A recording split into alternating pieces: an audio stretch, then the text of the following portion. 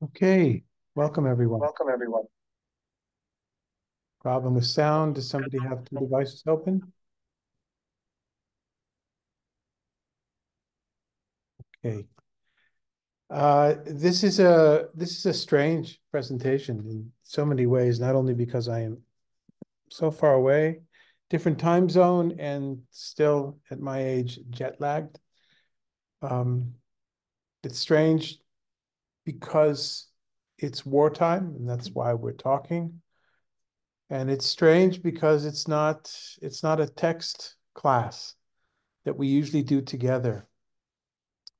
Afterwards, I'm going to leave plenty of time for questions and comments.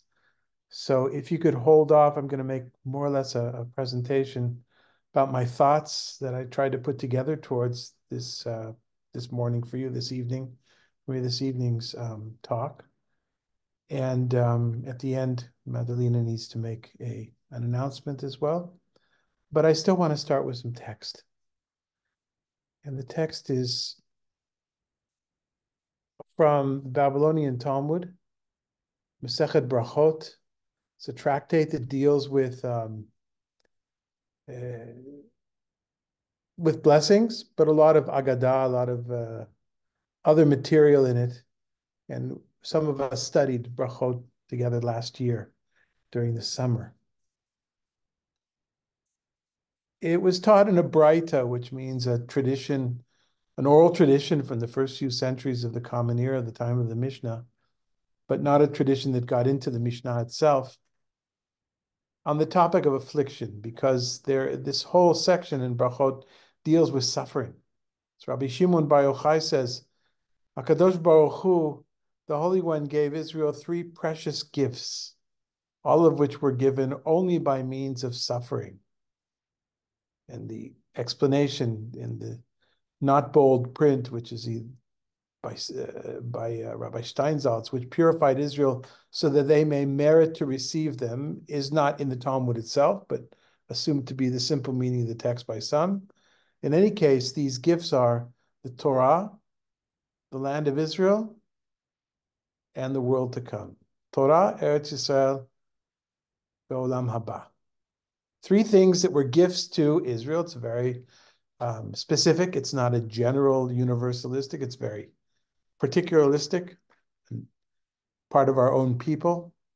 Talmud, Rabbi Shimon Bar Yochai is not talking about humanity, although we might want to translate this into a language that would be more universal. But the way that it's given here is that it's Torah, that is study. Study comes through suffering. The land of Israel comes through suffering, and this is Shimon Bar Yochai is speaking in the land of Israel, and also the world to come, that is reward, heavenly reward, let's call it for now. I bring this because from my first days in Israel in 1972, I had learned this passage. And leaving home in high school for an entire year, not sure it was a great idea, but it's what I did. And while it was exciting and I gained a tremendous amount of knowledge and a love of the land of Israel, love of the state of Israel in the way that many of my peers who came for only the summer or didn't come for all didn't have, there was suffering involved. Yisurin, suffering. I mean, it's a strong word. Was being away from home for an entire year. There weren't phone conversations were very limited. We all remember, or most of us remember. The way that we lived was not nearly as comfortable as I was used to. It was hot and humid where we were near Ashdod in the summer. No air conditioning. It was cold in the winter with no heater in the dorms that I was living in. The food was There were all sorts of social issues between a group of 23 10th graders from Israel. And there was my own inner identity, not crisis, but kind of redefinition from being raised as a conservative Jew to becoming Orthodox, more and more Orthodox, even Hasidic. A few years later, I came back in 1975 on a one-way ticket, and that brought about its own Yisurin, those own suffering that I could identify with, of again, difficult physical conditions in the yeshiva that I went to compared to other places that my friends or I would have gone to had I gone to university. Going into the army already in 1977, the training in the army, the difficulty of that, but feeling all the time that it was the right thing to do because Eretz Yisrael nikneit b'yisurin, because the land of Israel is inherited, is purchased, is achieved through suffering. And during my 36 years here, while there were some wonderful times, there was a lot of suffering, a lot of terrorism, a lot of wars, hardship, financial hardship for us as a family, but others, totally different way of living than the way that we do in Palm Springs and many of you in Orange County or wherever you live.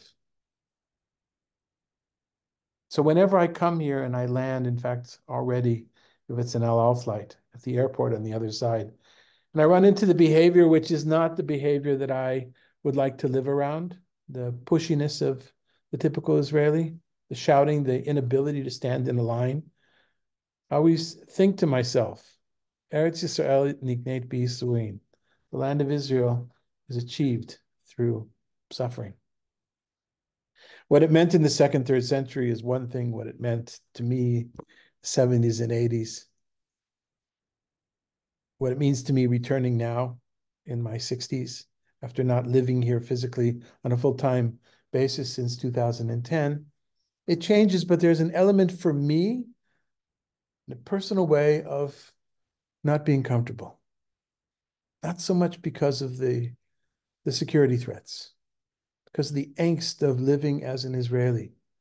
The culture that was needed, or certainly developed, but perhaps needed to persevere in this place in the Middle East with the miracle that it is. And I'm saying it in this way because I don't want this presentation, and I don't mean it to be, I don't mean my visit, Sasha, and my visit here with our kids to be like some of the things that I'm seeing in social media from my colleagues, and who all mean well. There's a place for that. I just don't want to be. I don't want to be the tourist in a time of war. I don't want to feel or present myself with a savior complex of sorts that I'm going to bring to the state of Israel the things that they need, whether it's physical, emotional, or ideological. There was a stage of my life that I felt very much part of this country, of this land, of this society, and at some point felt that I could use my life in a better way outside of the land. So all that is in the background. But I want to share with you today of being here during these 2 weeks, especially of Yom HaZikaron, Memorial Day, and Yom Ha'atzmaut, Independence Day. And the first thing I'm going to tell you is that I didn't go to any particular events. We came here to be with our children. We have a granddaughter, newly born Keshet. We were here to celebrate with them, with the family. All of the members of our family were here. Sasha was here to really be up close in front with Avigal, our daughter, and the baby, Keshet, to help out. And so we didn't do the things that other people visiting the country might have done. We didn't go down to the area close to Gaza to bear witness. The bearing witness that I'm going to just speak for myself now. Sasha's in the room and she can hear what I'm saying, and she'll have a different take on many of these things. But my bearing of witness is being with my family here, is speaking, is spending time with my teachers, my students, my friends, exchanging real communication in a very, very personal, up close in front way, the same way that Sasha was there with Avigal and Keshet and the boys. She has far more stamina and strength and koach than I do to be with the little ones. Bearing witness is a subjective thing. And for me, going to the public demonstrations or to the places where things have happened, there might be a time for that. But that's not what I'm about, what we're about right now in this visit to Israel. Still, to share with you a little bit of the atmosphere of Memorial Day this year. Every year in Israel is a somber mood. The music on the radio changes. The TV programs are all about memory. Now there's far more TV channels, Israeli TV channels, than there were when we were growing up here, when there was only one. It's far more radio stations. But all the Israeli stations play somber, folk, Israeli music, but still music. And there are stories, stories upon stories upon stories. There always have been of fallen soldiers, their families, their recollections from all the wars. But what's different this year is that those stories and that music and those programs on TV are every day. Not all the time, not the way they were on Memorial Day, but each and every day in all forms of media. It's not just in a news story about somebody who had soldiers that unfortunately were killed, or those who were ruthlessly murdered on October 7th. It's not just in the news. It's not just in the opinion pieces about those that would urge towards one policy or another. We'll get to that in a few minutes. It's in culture, music, and art. Any possible connection, there's a connection to the thousands who have lost their lives since October 7th, and a constant, constant presence. The good news that I want to say, I meant to say right away from the began, the good news is that everyday life continues here. Kids go to school and businesses are open. True, there's not as much business, especially with high tech and businesses from overseas, but still business continues. Stores are open, cars, garages. Life goes on. That's the good news. The bad news is that every single moment one is reminded that there is a war and that a horrible, horrible thing happened October 7th. And that thing continues to bubble up, come up each and every day with the news of bodies of those who were hopefully hostages are now known to be, either the bodies have been returned or they're known to be dead. That number of hostages gets smaller and smaller and smaller every day. Also, at every moment, there's an opinion about whether the government should be doing a ceasefire and negotiating and doing more than they've even tried. Yes, there are voices like that in Israel. No, they're not a small minority. There's lots of people talking about it, at least on the radio and the newspapers, one can hear them. And of course, there are many that say absolutely not. No compromise whatsoever. No compassion whatsoever for the enemy. They need to be eradicated, and I'm giving you the opposite from the left-wing view, the right-wing view, the extreme right-wing view. The Gaza Strip must be resettled. Many of you know that Sasha and I were settlers in the Gaza Strip in 1980 to 82. And I kind of have a feeling for what was imagined in that time, was dreamed about in that time. I shudder to think of anything like that happening again. So much has changed. And yet that's out there all the time, those two pillars with everything in between. There's demonstrations, constantly demonstrations. Today, the center of Jerusalem around the Knesset was totally cut off. I had a meeting with somebody who was coming from that area, and it was postponed 2 hours because she couldn't get through the traffic. In the Knesset, in the Israeli parliament, there were vicious arguments and name calling inside of committee meetings and in the general hall as well, by families of hostages who feel that the government has not done enough, or anything for that matter, to those who absolutely support the government and will call those who are criticizing in any way Netanyahu's government as traitors. They use the word traitors, bogdim. They call people Hamasnikim. They call them as if they're part of Hamas. These are Israelis who have fought, many of whom lost people, their loved ones in October 7th, many of whom have children, sons who are in the Gaza Strip right now. And all this is happening all the time. And if at some point you have to turn off it, most of the time I turn off the radio or try to find some music. So Memorial Day, while it is always somber, was all the more somber this year. Something stuck in my mind that I'd heard before, but this time it just felt more poignant. And that was an announcement. I assume it came from Tzahal, from the army itself, but an announcement on the radio, and usually I'm listening to the army station, the army radio station, Galei Tzahal, that if you have no relatives in the military cemeteries, please do not come. Please do not come to the military cemeteries on Yom HaZikaron, Memorial Day, because the space is needed, the parking is needed, just to be around the graves is needed for the families. There's that many families. There's that many people. And the fact that that would need to be said, it shows something beautiful in many ways, right? People want to be at the cemetery to honor those who perhaps they knew, but perhaps they didn't even know. And there's this phenomena here that at funerals, and I understand, I've heard from both sides of my colleagues and people who've been involved, whether you go to a funeral of someone you didn't know. Many people want to go to the funeral, and some families say, please don't come. We don't want you here. If you don't know our family, if you didn't know the deceased, we don't want you here.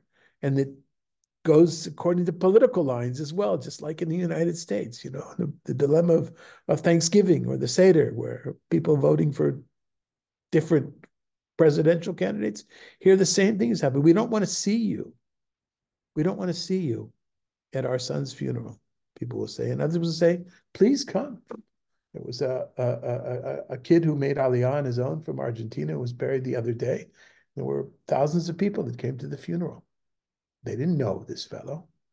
There's something beautiful in that, yet that announcement, please don't come to the military cemeteries if you don't have someone who's in your family. Many of you know that there's a strange transition from Yom HaZikaron, from Memorial Day, to Yom HaAtzmaut, to Independence Day. And one of my students and now colleagues in Tel Aviv, together with his congregation, years ago, before we left, it created a ceremony around Havdalah. Like many of you know, the Saturday night ceremony created a Havdalah ceremony between Yom HaZikaron, Memorial Day, and Yom HaAtzmaut, Independence Day. That today, I heard all over. I saw a newspaper, I saw ads, I heard people were doing that everywhere, that kind of ceremony, maybe not with a cup of wine, but they were doing a ceremony. They felt they needed to make that break. But unlike other years where the break would be maybe not for the families who are still freshly mourning their loved ones who had fallen, but those whose loved ones had been killed in battle years ago, decades ago, there was usually kind of a burst of energy and renewal of social life as the sun went down. And this year, of course, everything was subdued. It's not that there weren't any celebrations. There were. But it seemed to me where we were, I was in an area called the Sharon. This is the area east of Netanya. So these were bedroom communities that I was exposed to. We weren't in the city so much. But Yom HaAtzmaut in the evening, both where I was staying and also where our daughter lives, saw the same phenomena of families with little children. Lots of little children wearing these kind of glowing lights around them, into the excitement, almost like maybe kind of like Halloween, it felt like, or Purim, but without costumes. But our grandson gave both Sasha and I flags, and he says, "You have to take these back with you to America. You need to take these back to America because they don't have Israeli flags in America." It's a 4-year-old. This excitement. The children, of course, they're children. There's flags out, and the little ones are saying, "There's a flag. There's an Israeli flag." And yet, I wasn't with adults, and I chose not to go out. I was with the family. But when I went back to our Airbnb, the family, our hosts who lived downstairs, they invited me to dinner with them and their friends. And they said they're not doing a party, but they did have friends over. And other friends told us that usually they would do a picnic, but this year they went to the Hostage Square in Tel Aviv. People, whatever they usually did, they brought it down a notch. When I was introduced, I didn't have the strength to sit with these wonderful, wonderful people who hosted us in the Airbnb, but he proudly said, you should know this. He's the rabbi of Palm Springs, as if that's a big deal, right? The chief rabbi of Palm Springs. I'm not the chief rabbi of Palm Springs, and Or Midbar is not such a huge congregation, but he sounded very impressed. He obviously had looked up online, And so one of the women there, and these are secular Jews who were eating non-kosher food at this table they invited me to sit down to, she said, maybe you could give us a blessing. We really need a blessing.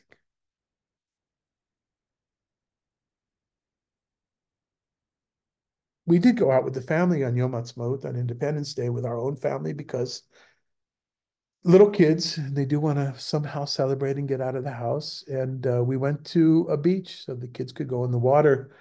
And many of you perhaps have been, or those of you who have been to Israel on Independence Day, know that the mitzvah of the day, if on Pesach it's eating matzah and maror, and on Sukkot arbat minim, the Israeli cultural mitzvah on Yom Ha'atzmaut and Independence Day is mangal.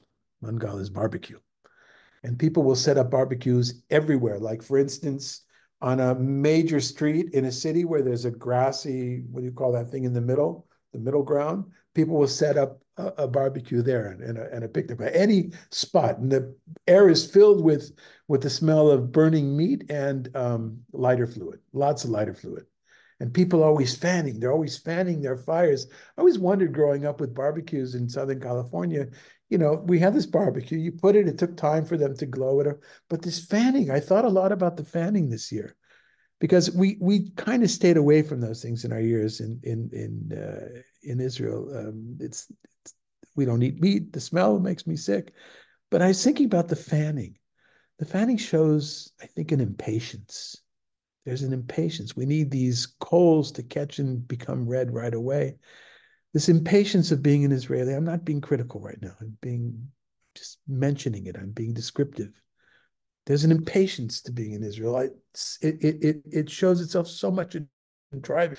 Sasha, my whole upper back and neck is stiff because I had a car this time. So very often we just stay in Tel Aviv, and it's best not to have a car, but we were out in the countryside, so I have a car. The tailgating, I'd forgotten about just how severe it is, and it's not every once in a while. It's every single time, whether you're in the right-hand lane, the left-hand lane, there's somebody tailgating. It's this being in a rush, it's being in a hurry. It's not just because of the war, but it feels now all the more so. So Yom Ha'atzmaut, Independence Day, wasn't a regular celebratory day, and yet people felt the need to celebrate, and the tone on the radio and the TV changed. People celebrated Israeli culture. I celebrated by watching a documentary about this wonderful uh, act of comedians and musicians that we grew up with. Gashasha Chiver.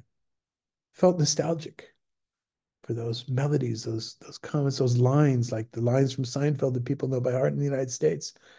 In Israel, Hagashash Chiver, those are those lines, at least for Ashkenazim, no, also for Mizrahim. I felt a pang of nostalgia, and some of the music as well on the radio. And yet, at the same time, I feel very other here. I feel foreign, even though I lived here for 36 years.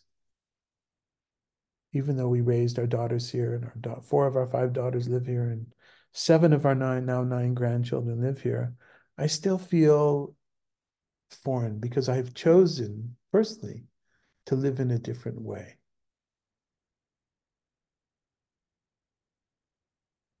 I'm going to take a break just a second to look at my notes because now I've just been speaking, but let me take a look and see the things that I wanted to say.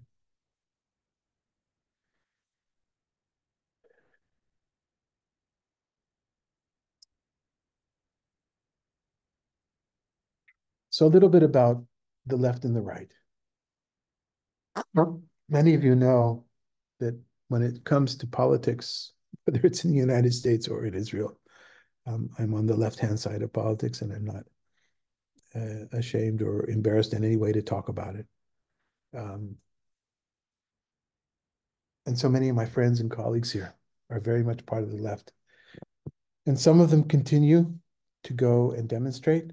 Some of them continue on a regular basis, even despite the war, maybe even more so because of the war, against this government, blaming this government and being furious.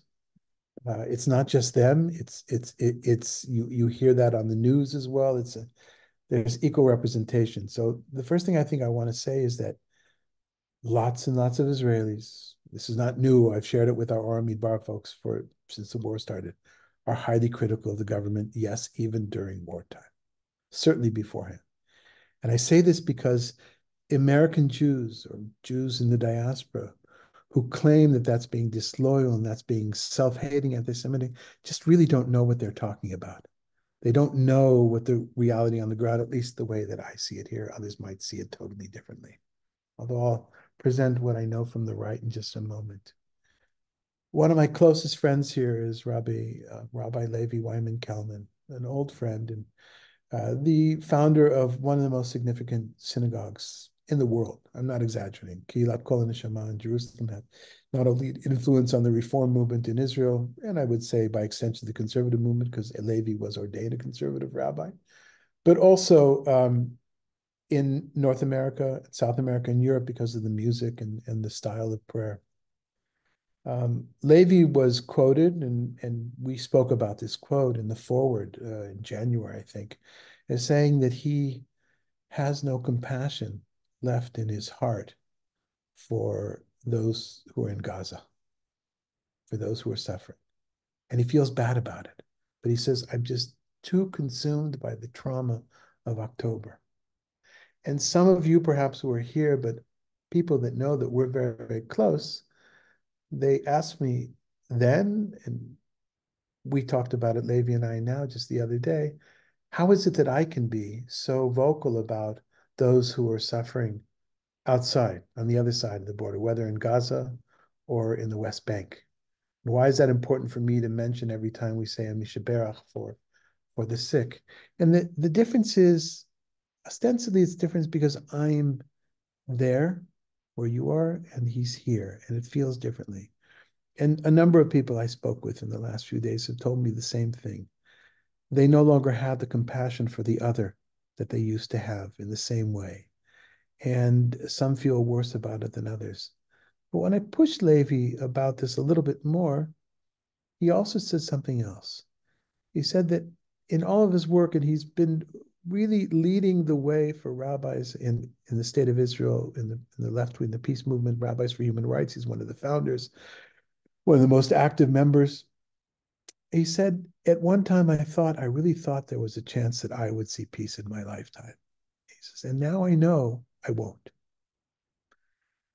I don't speak in those terms so much. I'm a little bit different and many of you know I don't speak too much about the past and speak even less about the future. I kind of think really in terms of here and now.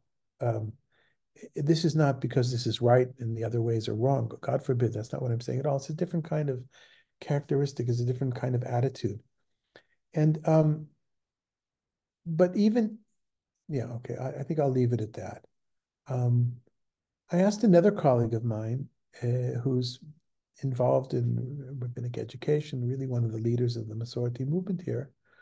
And she said something a little bit different. She says, David, I don't have time to even think of it.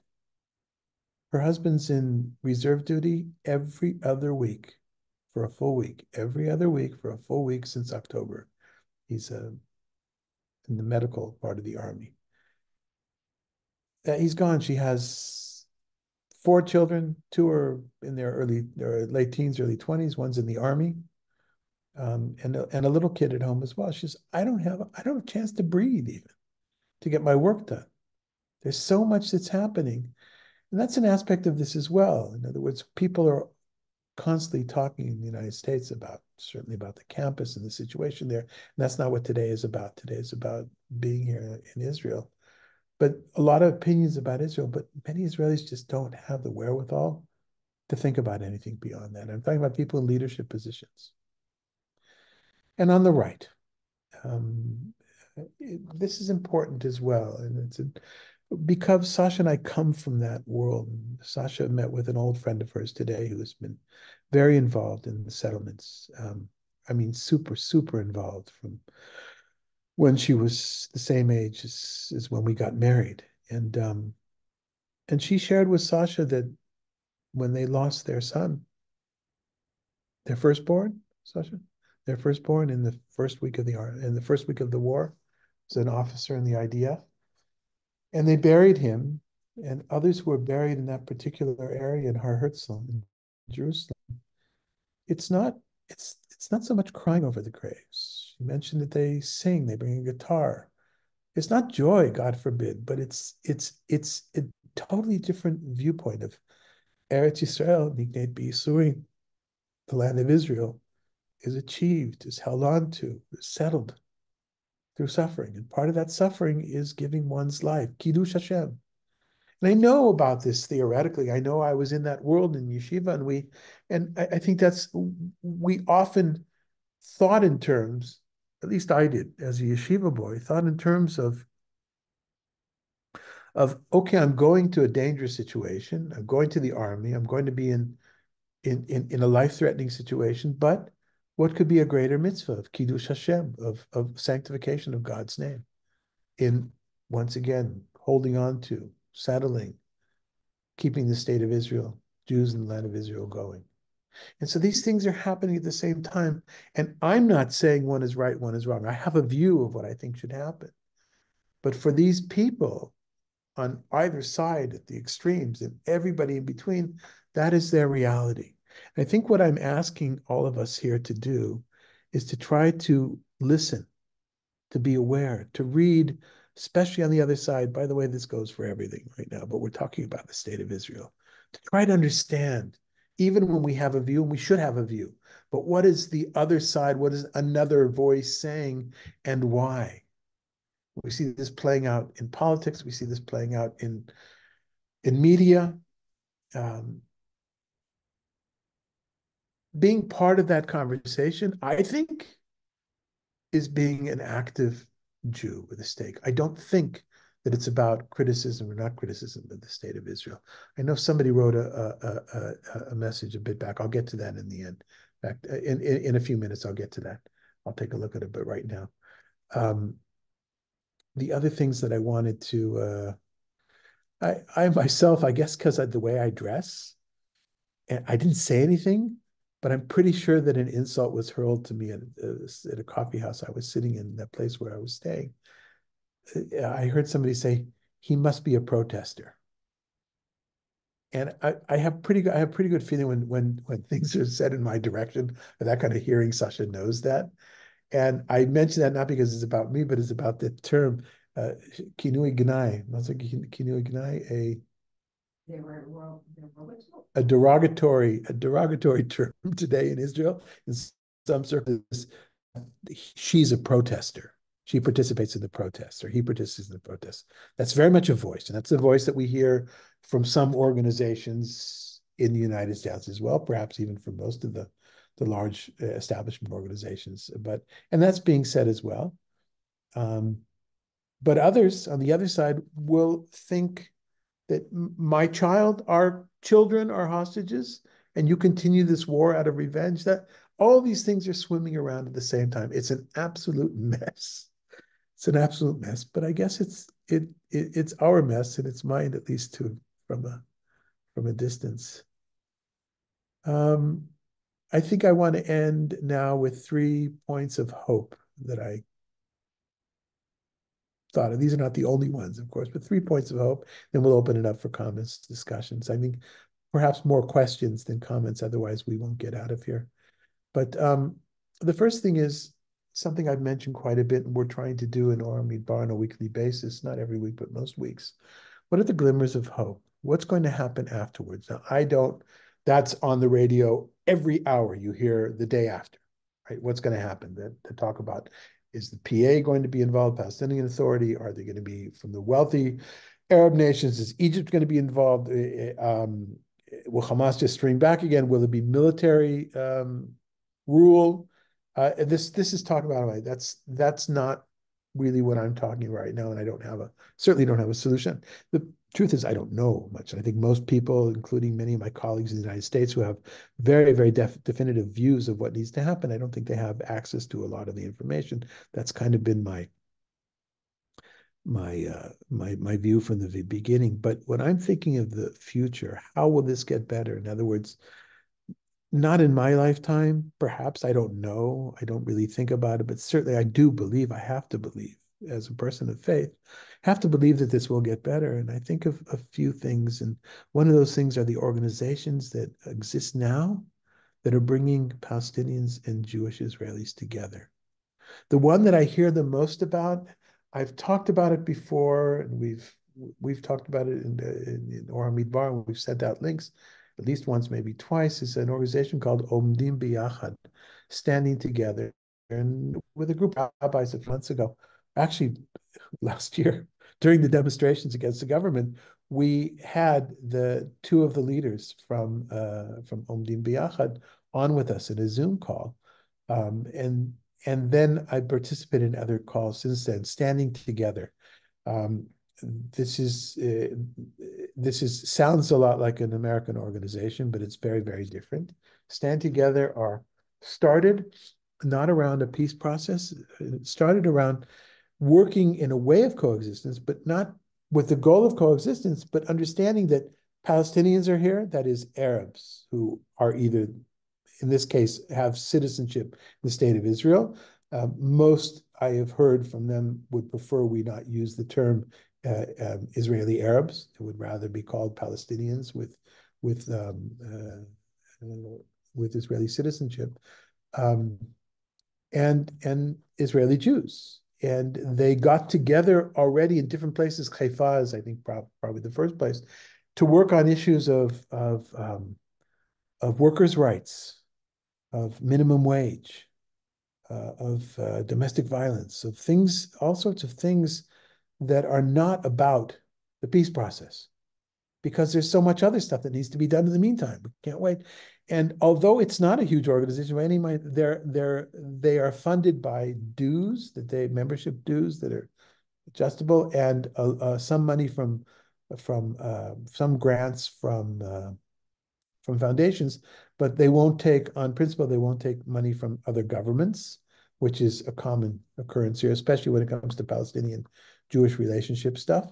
They want to remain apolitical that way. And according to their own website and documents, as of December 2023, there were 5,000 members. That's not a very big organization, is it? Yet they're in the news. Almost every day I've heard something about Omni Biachad. Today I heard about a Palestinian teacher who had participated in the Nakba Memorial, which is the memorial that Palestinians do their commemoration, not memorial, their commemoration of independence of Israel when things went bad, south, horrible, disastrous for them. And she participated because she's a Palestinian who lives in the state of Israel. She's not only a teacher, but she's a mechanechet kita, which is like a homeroom teacher, which is a higher level of teacher. Very versatile in Hebrew. She was interviewed today. She's been ended because some of the parents complained that she went to this. She works in a school that has both Arab speakers and Hebrew speakers, Jews and Arabs together, and she's been suspended. She spoke about her work. And what I was struck for, not only the fact that and almost every other day, because I'm also listening for it, right? I hear about this organization, even though it's small, things are happening. There are, I don't know, 18 different centers around the city, around the country, where there are circles and there's advocacy. But the interviewer was kind of giving her a hard time and saying, yes, but what can that help? She says, well, I'll tell you what it can help. Since the first day of the war, some of my Israeli neighbors said, you know what? We're suspicious because we don't know what you're saying. We're afraid that you're saying something in Arabic that we don't understand, which is what might be disloyal to the state of Israel. She says, you know what? Let's study Arabic. I had a smile on my face, and she says she's been teaching Arabic to adults near the place where she lives as her answer to the war. So that's one glimmer of hope I wanted to share with you. And there are other organizations I decided to only use about that. The second glimmer of hope is something I kind of mentioned along the way, but that's the resilience in Israel. Israelis are resilient. In many ways, more resilient than many of the people that all of us know, I think, in North America. I know that's a general statement, perhaps too harsh, but as a people, as a society, there are hardships. There have been. It's difficult from a financial point of view. It's from from so many ways. Of course, it's a security issue, but there is a resilience to Israel. I personally don't think that there is a existential threat to the state of Israel. Some do, but I don't think most Israelis do. Even during the attack from Iran, I think that most Israelis saw it with a certain bit of humor, because it just felt like it was some sort of a game that was being played. There was a sense of existential threat on October 7th. There certainly was, and on the 8th, there certainly was. But I think that I feel, again, subjective, I feel that's dissipated to a great degree, and I think that that's what's going to keep the fact that people tailgate and they're in a hurry and they can't keep in line. They won't make a fight. That perhaps that perhaps could be said in the favor of Israeli society, that that's part of that resilience. And finally, I will say something just very subjective about where we are. We're staying with our at our my brother-in-law, sister-in-law's home, which is in Baca, which was a Palestinian neighborhood before 48. And then many of you know that Jews who were living in the old city fled or were sent. I'm sure there's different stories, different families from the Jordanian army fled into West Jerusalem. And those Arabs who were living in West Jerusalem fled to some cases to still to this very day, families that live in what are known officially as refugee camps, even though they look like towns or shanty towns, sometimes even okay, anyway, refuge or many went different places. This happens to be a new house, but many of the houses in Baca are older Palestinian houses, and there's a lot of politics behind that. We've dealt with that in Or Midbar before, and that's a sore, difficult topic. And that goes, of course, with the general topic of reparations, but also Mizrahim, Jews that were in Morocco or in Iraq or wherever they were, where they too were forced out of their homes. This is very, very complex and needs a lot of nuance. But in this neighborhood and the neighboring neighborhood of the German colony, I see a huge amount of hijabs. That is Muslim women with their head covering. You can easily tell the difference between a Muslim woman head covering and a Jewish woman's, Orthodox woman's head covering.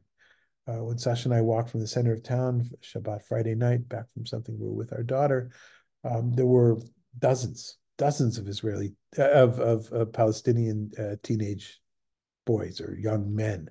They all kind of wear the same. You can hear the way they speak. You can hear from their language who they are, and they live in Abu Tor probably, or in areas which is on this side of the wall.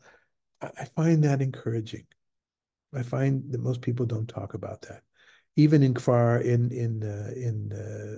the place where I was, the bedroom community in the Sharon, where we're staying in the cafe there. Also, one day a Palestinian family came in with the teenage girl and the mother wearing hijabs with their head covered, and nobody looked up. Nobody said it was perfectly normal. That gives me hope. Let's take a look at some of the comments, and then we'll open this up. I don't know if there is if Madeleine enabled you to. Jack Wasserman says, but most Israelis support the government and winning the war. I beg to differ with you, Jack. I don't know how somebody knows what most Israelis are saying. I'm not saying it's the other way. I just don't think that people living in the United States or even people living in Israel know what most Israelis say. We will know what most Israelis say, and the only way we can know is when elections happen, which is also not entirely election. We'll have to say, but I don't think that's the case. I hear what you're saying, and I understand that's your feeling, your belief, but I would have to beg to differ. Francis is saying, I was at a meeting of the Jewish Federation with two IDF soldiers who spoke. They said that 70% of Palestinians side with Hamas. Can this be? I don't believe it. Again, I don't know how those IDF soldiers, I mean, I saw I don't know how they would know that. There are surveys that are published, but they're published by different ways. It's kind of like we don't know exactly how many Palestinians have died in Gaza, right? Because the Hamas gives false numbers. That's true. So there was an argument here the other day about they found out that some in the UN they said, well, there's thousands or less. And I want to say, okay, so it's not 35,000, so it's 20,000, so it's 10,000. I mean, these are things that are out there. I think that many Palestinians do side with Hamas, but yet I know people who are in touch with people, Palestinians, who have a different view. I don't know where the majority lies. I don't know. And I honestly don't know. It could very well be that, but I don't know how people would know that. And finally, thanks for this, Eleanor. Thanks for is the government purposely holding up aid to Gaza civilians? I don't know the answer to that question, but there's something I did write in my notes I forgot to say. And this is on the right, and I find this tragically sad. That's been in the news all of today and yesterday, and the day before. Trucks that are presumed in the West Bank, presumed to be on their way with aid to Gaza. Not talking about, there's definitely been Israelis who have stood in the way. Israeli government, I just don't know. I know it's reported the same way that you know. And I do know that there are people from the right wing who have done their best to block aid from coming in previous weeks. I don't know how extensive that is, but I do know in the last few days that there have been what they call the hilltop youth or the Narei Gvaot that have been attacking Palestinian truck drivers who have things that they think is going to go to Gaza. That's that's tragic. And the fact that settlers have gone in, and this I know from people who have been there and seen it, have gone in and destroyed at least two villages, destroyed, in one case, made it so that people could not come, Palestinians could not come back. I know the family of a high-ranking officer in the Israeli army who's in charge of the whole area of the West Bank, who's been in the news because he went public. Yehuda Fuchs went public about the violence of the settlers right now. He's still in uniform. He's still there. These are people who know, and I know them, and I know who they are. So there's there now. Does that mean all the settlers like that? God forbid. That's not what I'm saying at all. But that's there. That's in that as well, and that's part of the thing that I'm embarrassed about, the aid to civilians in Gaza. On the other hand, yes, I know the Hamas has sidetracked or taken or whatever, stolen that aid as well. I think what I'm asking us to do, all of us, not to speak in terms of generalizations, right? There's this and there's that. Um, all Israelis, all Palestinians, all aid. I will say I agree. All Hamas, people who identify as Hamas, I would say all of them hate us, and all of them are yes the enemy, and we need to fight them. Now, how that's done in the best way strategically, I'm not here to say. That's not my purvey. Are there other questions or comments?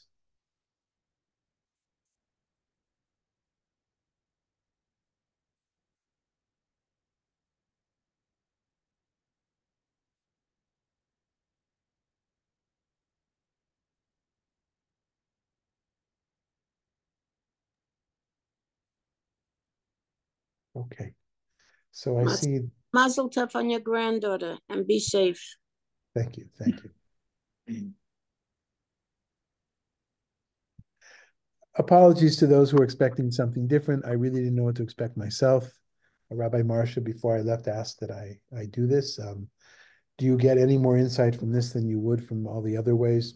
I don't know. I have my doubts. I'm a little bit doubtful, but it's good, certainly good to see all of you. Those of us in the Ora Midbar community were mourning the deaths of Avi Showalter and Gary Miller. And I'll be back next week, and we'll have a chance to talk about those things in person. Yes, Sylvia.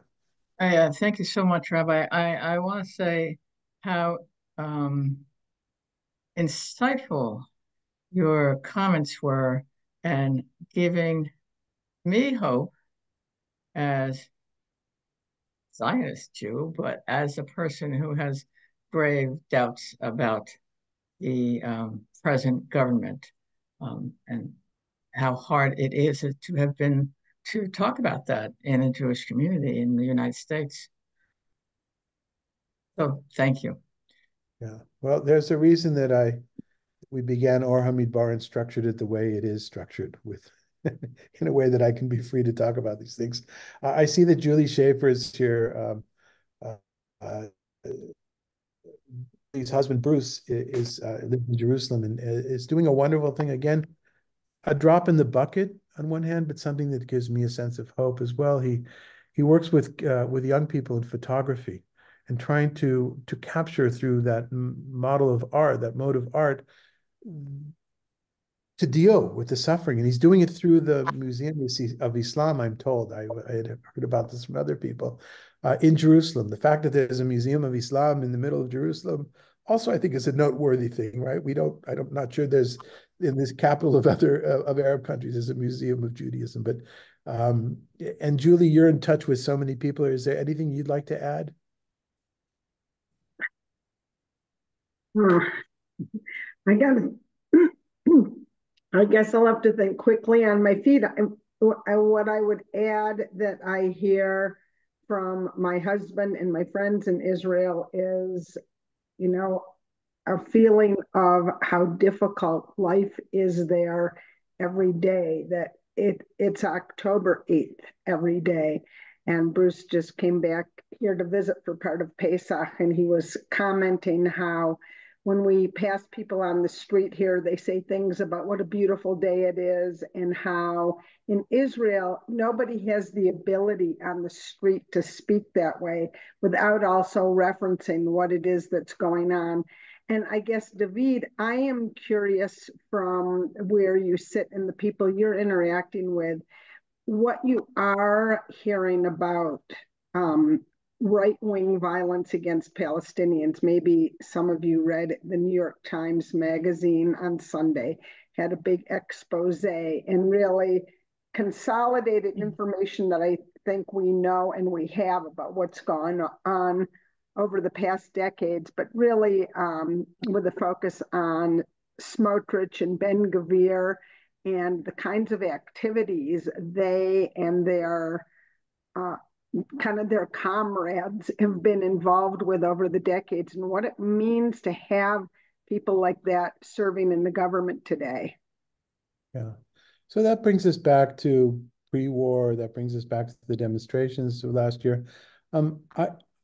Aside from Levi and maybe one other person, all my other friends and contacts, and Julie, you know many of them who are community rabbis here. You've known over the years, my students, my friends, my colleagues. They don't have the wherewithal to think about it. It's not shown very much on Israeli TV. There's actually many of you know, there's I don't know if we call it censorship, but there's a self-limitation that Israeli channels are on themselves. I don't think it's imposed by the government at all. Certainly not with Channel 12. And they just don't see what all of us see on CNN or other stations. In the time that I've been here, Al Jazeera has been closed down, which is, you might say that's a wonderful thing. I'm not sure that's a great thing from a public relations point of view. But so most of the people, I'm going to go back to another one of the Rikma fellows who said to me, I don't have time. I don't have time. I barely get through the day. And so I think that's why, we have a sensitivity, all of us have a sensitivity to different political issues, depending on where we stand politically, to what's happening in Israel. And we take those and we kind of elevate those as if that's the talk, that's what's going on. But most Israelis, they're tailgating. That's what I have to say. Anything else before we hear something from one more. Harold. Yes, Harold. I'd like to get back just a minute to what you said earlier about the day after. You said that everybody is talking about on the media, on the streets, everybody is talking about the day after. And I heard that a lot over here in the American media, at least at the start of the war. And again, my own feeling is practically one of despair. I don't see a day after. It's like, I think Netanyahu, whenever he talks about, the negotiations, about a ceasefire, about, are you willing to consider the, path forward towards a Palestinian state? All you get back from him is nothing but intransigence. This victory over Hamas is going to be totally a military victory. And I mean, his goal was to defeat Hamas. And it's been months and months, and Hamas is not defeated. It's still there. Okay, so Harold, I'm just going to interrupt because I actually don't want to go there because that's not my job in life right now. But I do want to say though, it's not just Bibi. It's all his government. It's not just Smotrich and Ben-Gvir. It's all the members of the Likud party, at least those that I've heard on the radio a lot. The reason it came up in the last few days is because Gallant made a comment about that it cannot be military rule. Gallant, who's part of the government, not just Gantz, who's part of the war government, but that's why that raised, and then the response is back and forth. So we'll have to talk about that, on our own at a different stage, but I certainly don't have any insight. Francis, I think you wanted to say something, and then Asher. Francis? Okay, yes, I'm just sending it to you. I just want to say that you provided a lot of comfort for me today because I'm living every minute. I can't leave Israel out of my mind for a minute. I'm sleeping it. I woke up screaming at people the other day that it wasn't pro-Palestinian, it's pro-Hamas encampments. And I appreciated what you said today. It gave me a lot of comfort. So apropos, I will say, Francis, that most people here are convinced that we're under constant barrage of anti-Semitism. And while I recognize that some, not all, but many campuses, there are those issues, I personally don't feel any anti-Semitism in my everyday life in Palm Springs. We had a meeting, we met in January, many of us, there were about 50, and I asked the same question to people there. It's not about, do you feel there's anti-Semitism around? That's a separate question. Who has felt on their body? Again, this is not statistics. This is just the anecdotal experience. I'm not, so the things that I get from some people, like Sasha and I were talking with a friend, he says, well, you must live in a bubble.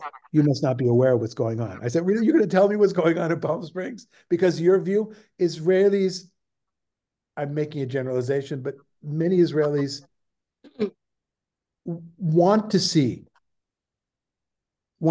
the misery, spread the suffering. That's very difficult. When I lived in Sweden, I saw that very much. Israelis could not believe that I lived in Sweden without feeling anti-Semitism every day on my own body. There's this it's part of Zionist ideology. It's part of what we talk about, what Professor Shaul Magid talks about. This negation of the exile of the diaspora, and it goes into the narrative. So in the same way that American Jews feel that all Israelis are under bombardment every day, and of course, many of them are still. While we've been here, there's been a lot of bombardment outside of Gaza and certainly in the north. But it's not everywhere all the time, the same thing. Asher, please.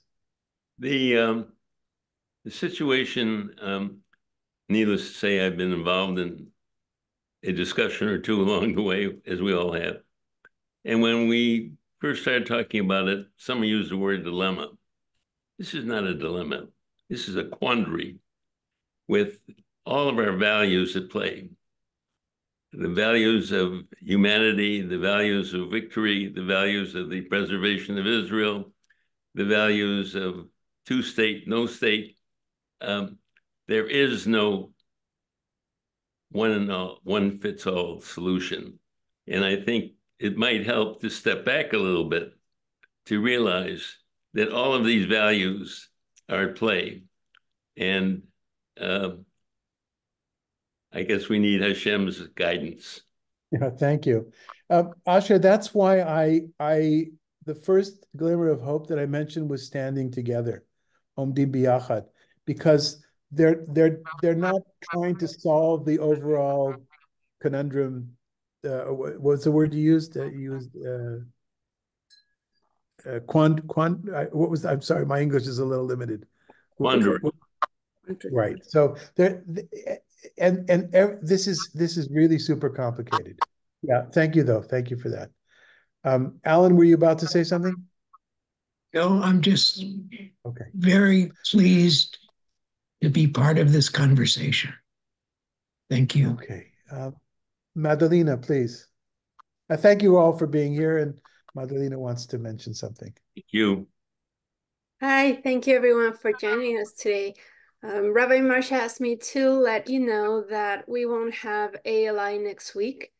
And on June 3rd, we will have Rabbi Daniel Levine giving a new class, changing college campuses. So we hope you can join us for that. You can register at the J Cook website. Thank you. Okay, I see that Ron, I didn't want to leave you out. You shared something I don't see, that's not coming up, but if you're talking about peace in the short term, Ron, sorry, it's just not yet. But inshallah, hopefully we'll get there someday. Thank you, everybody. And let's continue to pray, because as Asher said, HaKadosh Baruch Hu's assistance is direly needed. Be well. Bye-bye. Bye. Bye. Take care.